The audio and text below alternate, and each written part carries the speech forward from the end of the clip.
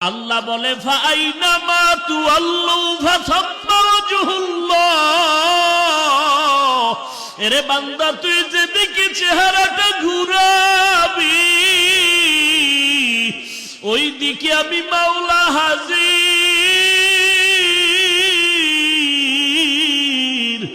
ওই সময় বান্দা তোর অন্তরের মধ্যে দেখবি আল্লাহ পাকের কুদরতের আওয়াজ, আল্লাহু হাজিরি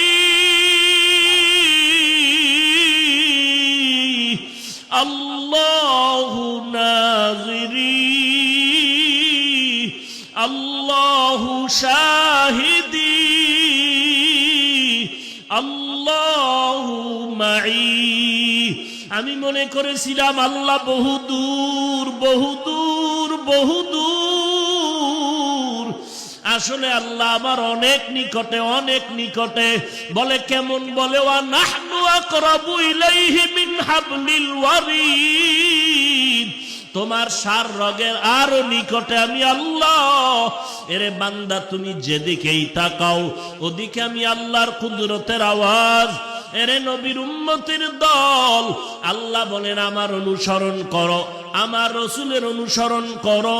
আমি আল্লাহকে তো দেখার উপায় নাই, আল্লাহকে না দেখে তো অনুসরণ করার উপায় নাই। আল্লাহকে দেখা যায় না। বলে বান্দার অন্তর যখন ছটফট করে, সন্তান মা হারায় কান্না করে, বাবা হারায় কান্না করে, কোথায় আমার বাবাকে পাবো? বলে বাবায় তো কবরে চলে গেছে, আর কবর খনন করে দেখারও উপায় নাই। সন্তান কান্না করে, একজনে হঠাৎ করে দৌড়াইয়া বাবার গায়ের পরনের একটা জামা নিয়ে কয়, দেখ এইটা তোর বাবার জামা, এই জামাটা তোর বাবায় পরতো। সন্তান জামাটা পাইয়া বুকে লাগায়, মুখে লাগায়, চুমা খায়। এরে জামাটা তুই এত বুকে লাগাও কেন, মুখে নাও কেন, এত আদর কেন করো?